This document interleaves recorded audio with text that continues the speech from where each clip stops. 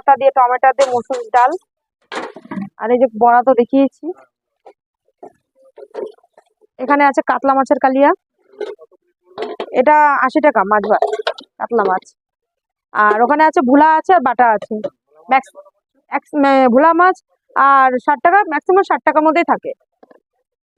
আর চাটনি আছে, চাটনি করার চেষ্টা করি না, অত কিছু নেই। এরপরে বলবো একটু ধরি।